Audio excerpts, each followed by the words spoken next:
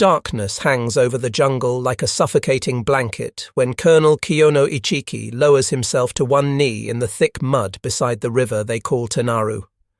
His field glasses press against his face as he peers across the black water toward the American positions on the far bank. The night air wraps around him, heavy and wet, clinging to every exposed inch of skin, soaking through his uniform until it feels like he's wearing the humidity itself. Behind him in the shadows, 900 men wait without making a sound, and these aren't just any soldiers.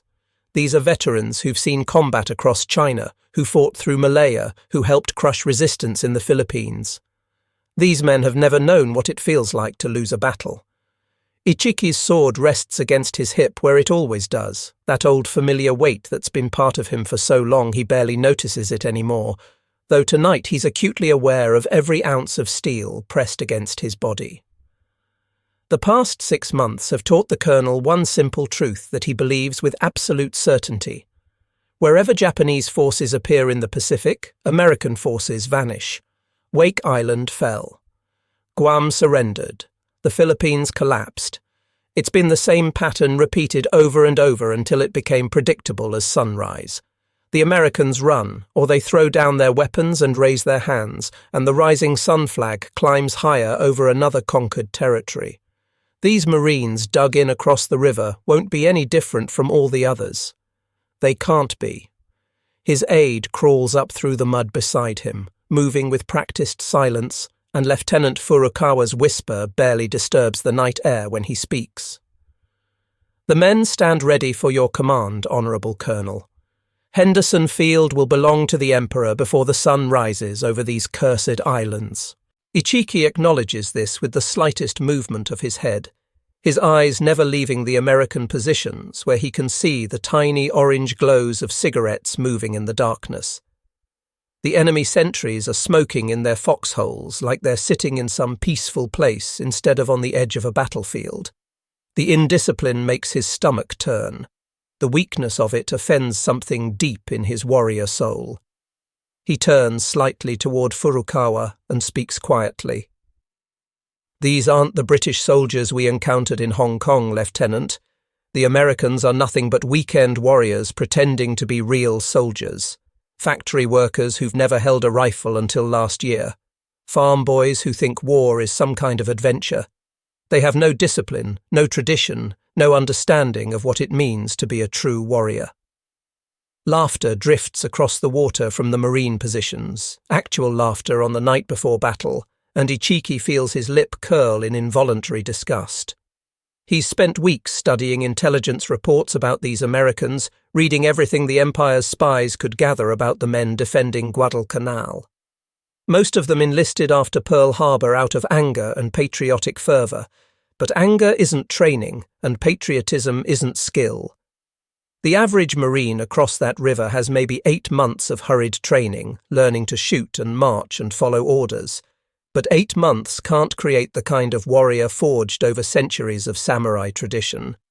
They're soft civilians playing at being soldiers, and when his men come screaming out of the jungle with fixed bayonets and the Emperor's name on their lips, these Americans will break exactly like all the others have broken. Their Western minds can't withstand the spiritual force of Japanese Bushido. Yet something about this particular jungle feels wrong tonight, though Ichiki pushes the feeling away as soon as it surfaces. The darkness seems to press closer here than in other places he's fought. The sounds from the canopy above sound stranger, more threatening somehow.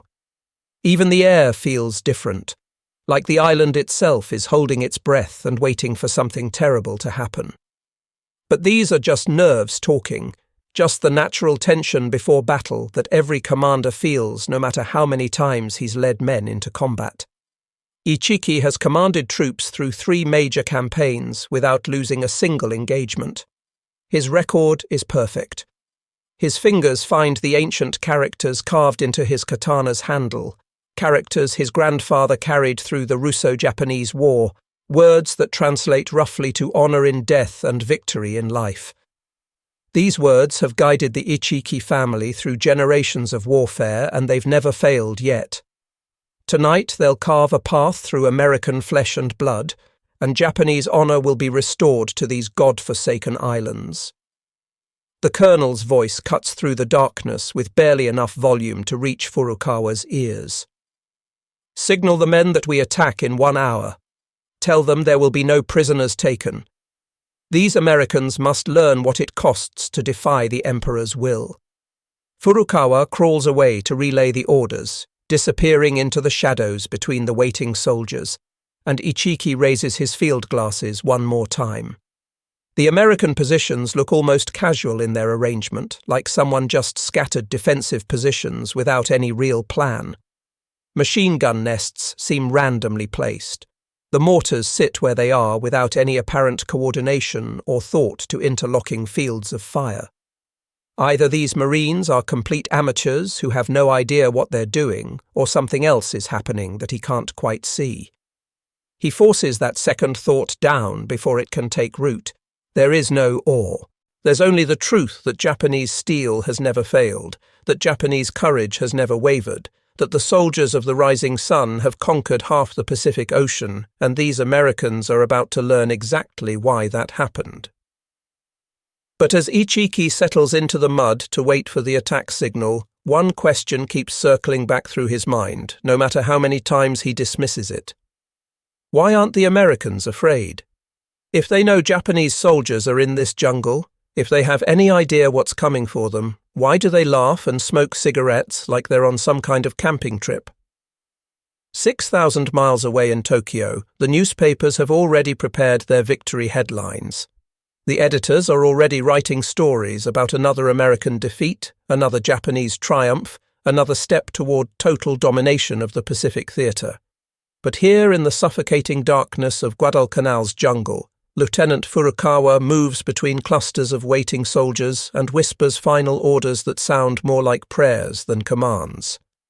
Remember the code that makes us who we are, Furukawa tells each group he passes. Death before dishonor. Victory or the grave. There is no retreat. There is no surrender.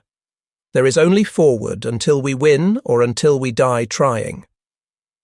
The soldiers acknowledge these words with silent nods, their faces painted with jungle mud, their eyes burning with determination and faith.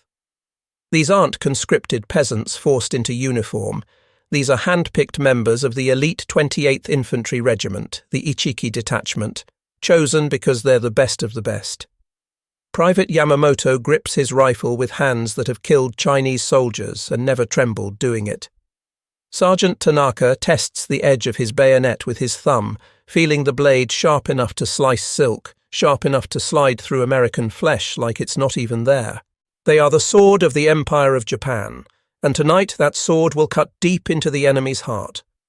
But across that narrow ribbon of river, something unprecedented in military history is taking shape in the darkness. Marine Sergeant Frank Few peers into the jungle with eyes that carry Cherokee blood, and his ancestral hunting instincts are singing warnings that Japanese military intelligence could never imagine. Beside him, Private Sid Phillips loads another ammunition belt into his machine gun with the kind of methodical precision you only learn growing up on a farm where machinery that breaks at the wrong time can mean your family doesn't eat. You hear that sound, Few whispers to his foxhole partner, or actually you hear the absence of sound. The jungle has gone completely quiet. Too quiet. Even the insects have stopped making their normal nighttime noise, and that means something big is about to happen. These aren't the weekend warriors that Colonel Ichiki has convinced himself he's facing. Phillips survived the Great Depression watching his family lose everything they had, learning the hard way that sometimes you have to fight dirty or you don't survive, that rules and honor are luxuries for people who can afford them. Few grew up hunting in the Arizona mountains, where one mistake means you don't come home, where patience and cunning matter a hell of a lot more than bravery ever will.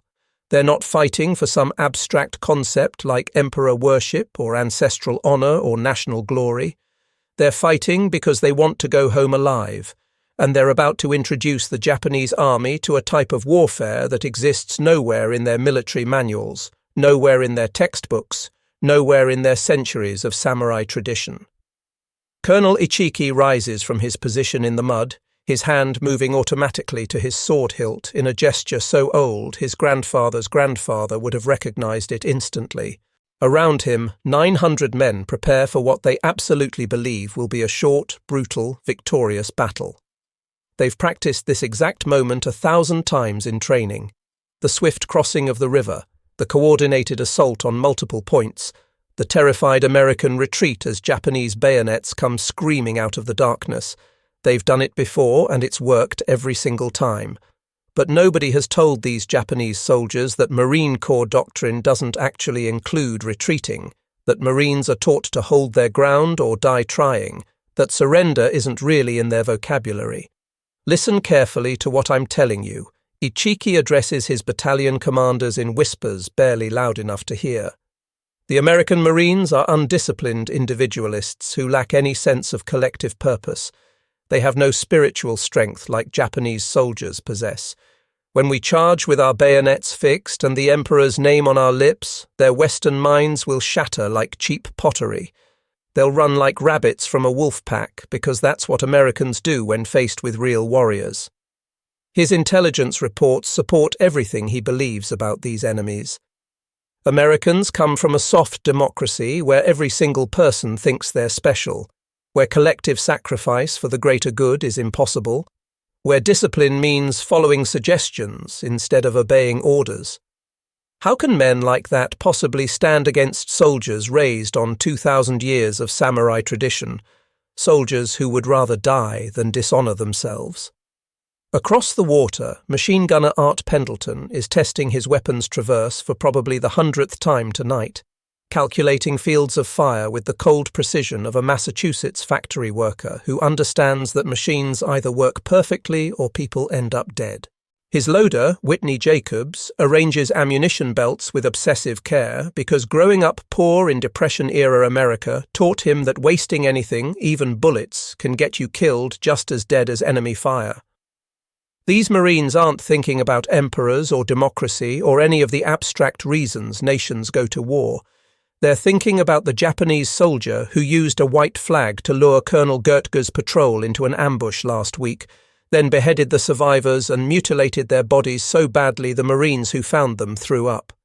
They're thinking about Pearl Harbor and friends who died in the Philippines and a war they never wanted but now intend to finish. They've spent the past weeks turning this river crossing into a killing ground, and the Japanese military mind simply cannot comprehend what's waiting for them. Japanese Bushido code demands honor in battle, face-to-face combat where courage and spirit determine who wins and who loses. But these Americans don't have any Bushido code. They have something far more dangerous than honor. They have the desperate ingenuity of men who absolutely refuse to lose, who will do whatever it takes to survive, who don't care about fighting fair as long as they're the ones who get to go home. Hidden mortars are pre-sighted on the riverbank, their firing coordinates calculated and recalculated until they're perfect. Machine guns are positioned in interlocking fields of fire that will turn the shallow water into a slaughterhouse. Flares wait to transform night into day at exactly the right moment. Even the barbed wire has been strung not to stop the Japanese advance, but to channel attacking soldiers into prepared killing zones where American guns can massacre them efficiently. Private Jim Young adjusts his mortar sight one final time, remembering what his father told him about hunting white-tailed deer back in Ohio. Sometimes the deer thinks he's hunting you, son, and that's when you find out who's really the predator and who's really the prey. At precisely 2:50 in the morning, Colonel Ichiki gives the signal his men have been waiting for. 900 Japanese soldiers rise as one unified force, their bayonets catching starlight and gleaming like a forest of silver blades. Their voices join together in a war cry that has echoed across Asia for centuries, a sound meant to freeze enemy blood and shatter enemy courage. They surge toward the river with absolute confidence, bordering on religious certainty that American nerve will break at the sound of Japanese steel coming through the jungle. They have no idea whatsoever that they're about to encounter something their entire military philosophy never imagined in its worst nightmares. Americans who fight like the jungle itself, patient and brutal and utterly without any mercy at all. The first Japanese soldiers hit the Tenaru River and start splashing across, and for just one frozen moment the entire night seems to hold its breath and wait. Then hell opens its mouth and swallows them whole. The first shot explodes from Marine Private Whitney Jacobs' rifle at exactly 2:51 in the morning, shattering the tropical night like someone broke a window. In that single muzzle flash, 2,000 years of Japanese military tradition collides head-on with American industrial firepower, and the collision destroys everything Colonel Ichiki thought he knew about warfare. Marine, tonight you die. The Japanese war cry splits the darkness apart as hundreds of elite soldiers plunge into the Tenaru River with their bayonets held high and gleaming. They expect panic. They expect retreat. They expect surrender. Instead, they get something that exists nowhere in their military manuals, nowhere in their training, nowhere in their understanding of how Americans fight. They get Marines who fight like the jungle itself, like a force of nature that doesn't care about honor or glory or anything except killing. Sergeant Art Pendleton's machine gun erupts first, its muzzle flash painting the riverbank in strobing orange light that turns everything into a nightmare vision of silhouettes and shadows. Japanese soldiers, magnificent in their courage and perfect in their formation, charge directly into interlocking fields of fire that transform the shallow water into a slaughterhouse. Jesus Christ Almighty, Pendleton screams over the deafening roar of his gun. They just keep coming like nothing can stop them. But these aren't the scattered individual attacks that Japanese doctrine expects from American individualists who can't work together. This is coordinated violence on a scale that makes Bushido completely irrelevant. Every Marine weapon fires into predetermined killing zones that were calculated days ago. Mortar shells, pre-sighted with mathematical precision, begin falling exactly where they're supposed to fall. Flares burst overhead and turn night into blazing day, silhouetting Japanese soldiers like targets in a shooting gallery, like ducks in a barrel, like anything except the elite warriors they actually are. Colonel Ichiki watches in growing horror as his perfectly trained, perfectly disciplined soldiers get slaughtered not by American courage but by American engineering. This isn't honorable combat between warriors. This is industrial killing, the application of factory efficiency to human slaughter, and his men are the raw material being processed. Private First Class Jim Young drops mortar shells down the tube as fast as his loader can hand them to him, and each explosion sends geysers of mud and water and human flesh flying into the air. We're not fighting soldiers, Young thinks to himself. We're exterminating insects, and the thought makes him want to vomit even as he keeps loading and firing. The Japanese keep coming because Bushido demands it, because retreat means dishonor worse than death, because their entire culture has taught them that courage conquers everything. But every step forward carries them deeper into a killing machine designed by men who learned warfare in the factories and farms of America, men who understand that efficiency matters more than honor, that winning matters more than dying bravely. Sergeant Frank Few, his Cherokee blood singing with predatory instincts older than civilization, moves through the jungle like a ghost that can't be seen or heard. When Japanese soldiers break through the river crossing and make it to the American side, they don't find retreating Marines. They find individual hunters who track them in the darkness with techniques that predate gunpowder. Few's knife finds 3 Japanese throats before the soldiers even know death is among them, moving through shadows like a spirit. "This isn't war," Lieutenant Furukawa gasps, clutching a sucking chest wound as he watches his entire company disintegrate around him. This is butchery. This is slaughter. This is something worse than anything he imagined war could be. He's absolutely right. This is exactly what it is, and the Americans are very good at it. The Americans fight without honor, without rules, without any mercy whatsoever. They use shotguns, weapons so brutal the Geneva Convention would later try to ban them as too inhumane for warfare. They coordinate mortar fire like factory foremen coordinating assembly lines with the same cold efficiency. They fight at night from concealment, using industrial violence against men trained for personal honor combat, and it's devastatingly effective in a way that horrifies everyone involved. Colonel Ichiki, his perfect uniform now stained with mud and Japanese blood, realizes with crystalline horror that everything his military training taught him is wrong. These Americans aren't fighting like soldiers are supposed to fight. They're fighting like a machine, a killing machine that feeds on Japanese courage and excretes Japanese corpses with mechanical regularity. Private Al Schmid, his face half destroyed by grenade fragments that should have killed him, continues firing his machine gun even though he's been completely blinded. His loader shouts directions into his ear. Left, more left, keep going left, now fire, fire now. The gun chatters endlessly, cutting down Japanese soldiers who die with perfect honor and perfect futility, their courage meaning absolutely nothing against industrial firepower.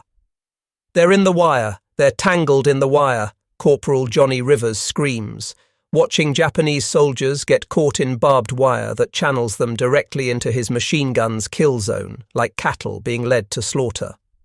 His gun fires until the barrel glows red hot with sustained use, until the water jacket actually boils, until the weapon itself begins to melt from continuous fire, and still he keeps shooting. This is the exact moment when Japanese military philosophy meets American industrial capacity head-on, and philosophy loses badly. The Japanese soldiers fight magnificently. Nobody can take that away from them. They charge into machine gun fire without flinching. They leap over the bodies of their dead comrades and charge again and again. They scream the Emperor's name as bullets tear them apart. Their courage is absolute. Their discipline is perfect. Their honor is unquestionable. And it means absolutely nothing at all. Because the Americans aren't fighting for honor or glory or tradition. They're fighting to survive, and survival doesn't care about any of those things. Sometimes you just have to kill what's trying to kill you, and philosophical considerations can wait until after you're still alive. The Tenaru River runs red with blood. Japanese bodies pile 3 and 4 deep in the shallow water. The sound of American weapons never stops, never even pauses.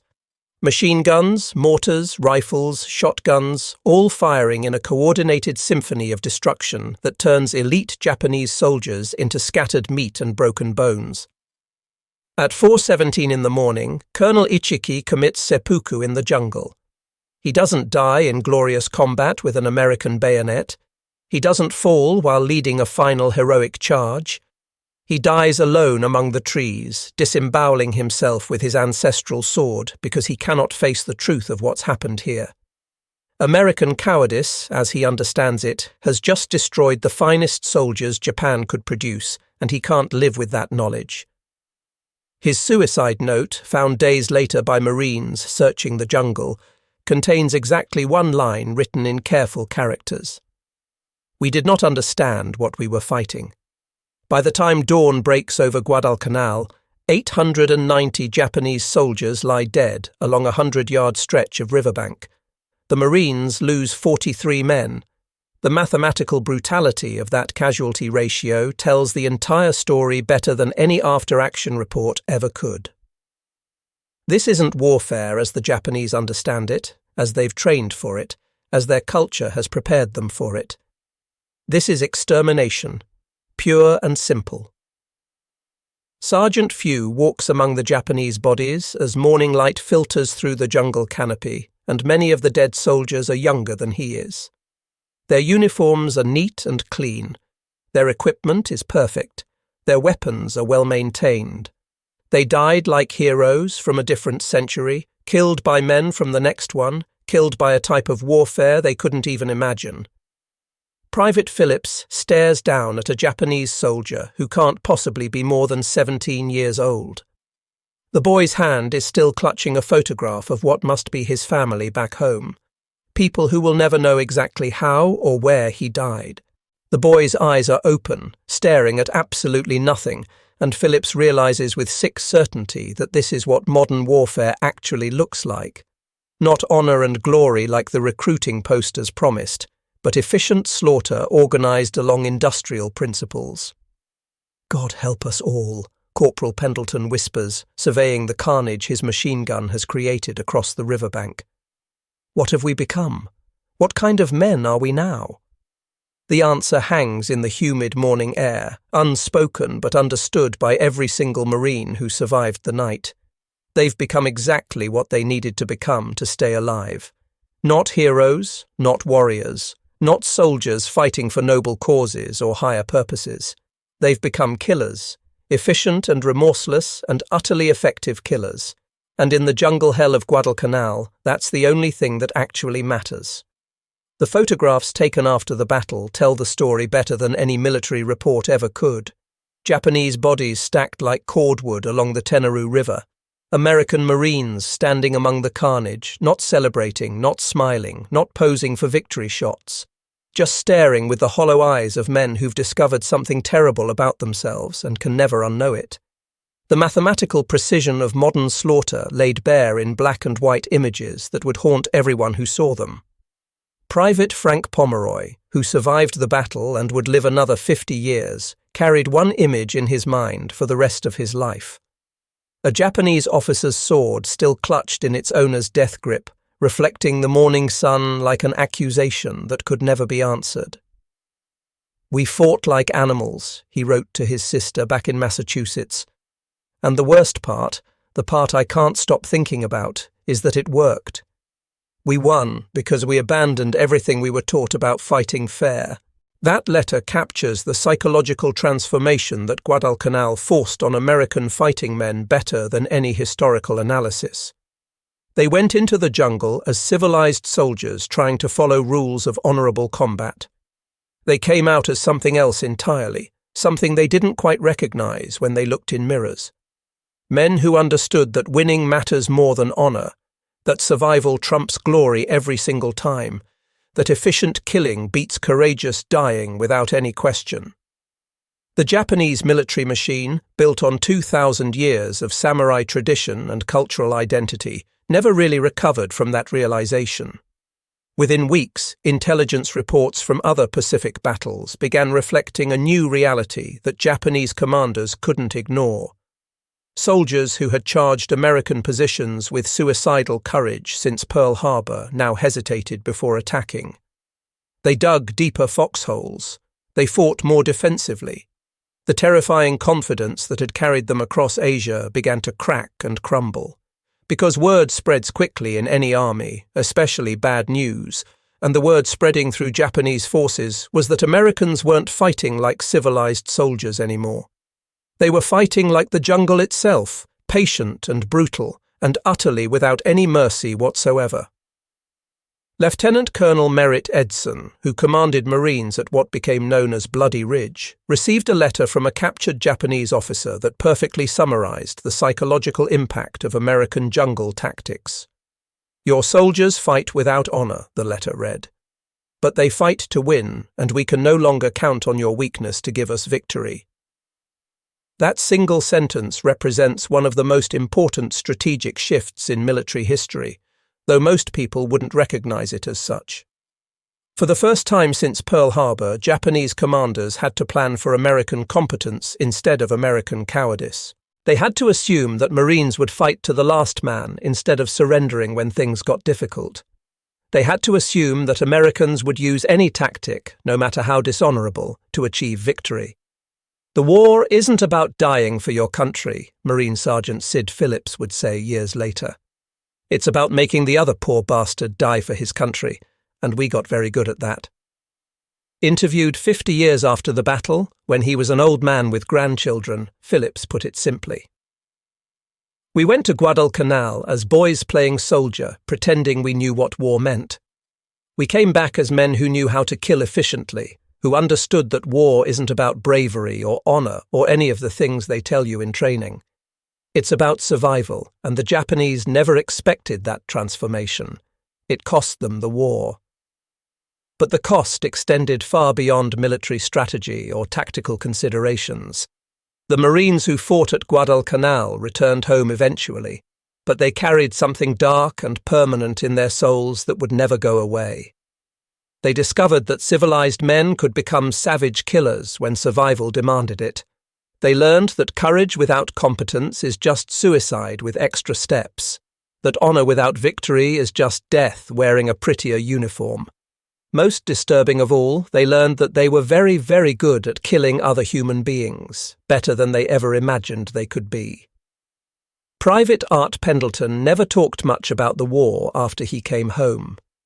His grandson found his war diary after Pendleton's death in 1987, tucked away in a box in the attic where nobody had looked for decades. The final entry, dated August 22, 1942, the day after the battle, contains just 4 words written in shaky handwriting. God forgive us all. Today, military historians study Guadalcanal as the turning point when American forces learned to match Japanese ferocity with industrial efficiency, when the tide of the Pacific War began to turn. But the real lesson runs deeper than tactics or strategy, or who won which battle.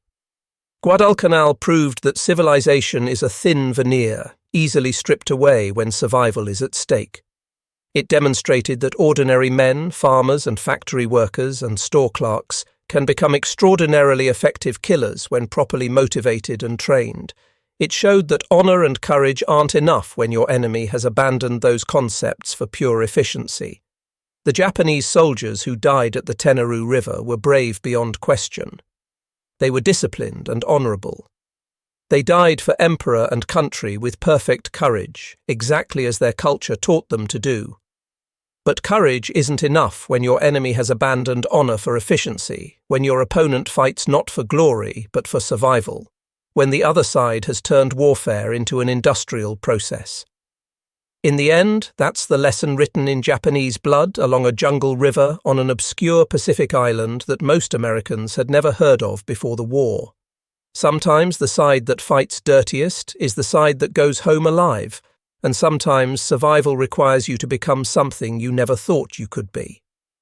In 1942, on Guadalcanal, going home alive was the only victory that mattered to the men fighting there. The transformation didn't happen all at once. It happened in small moments spread across weeks and months. It happened when a Marine realized that the Japanese soldier using a white flag was leading them into an ambush, teaching them that honor could get you killed.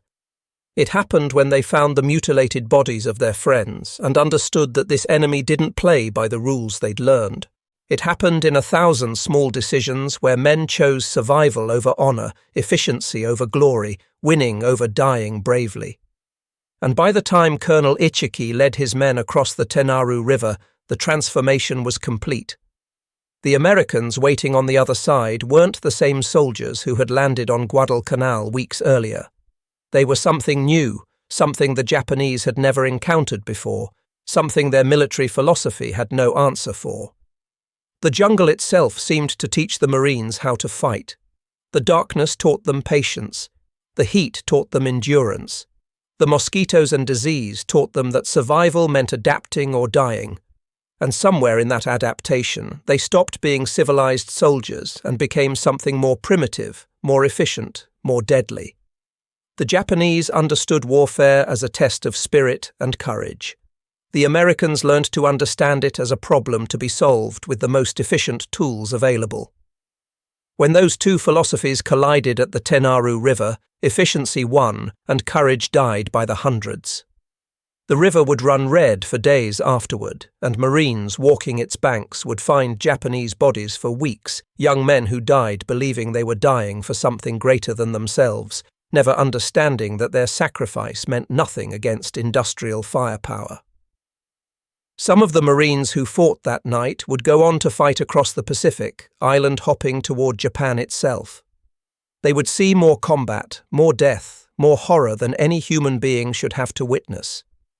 But many of them would say later that nothing was quite like that first night at the Tenaru River, that first moment when they truly understood what they had become.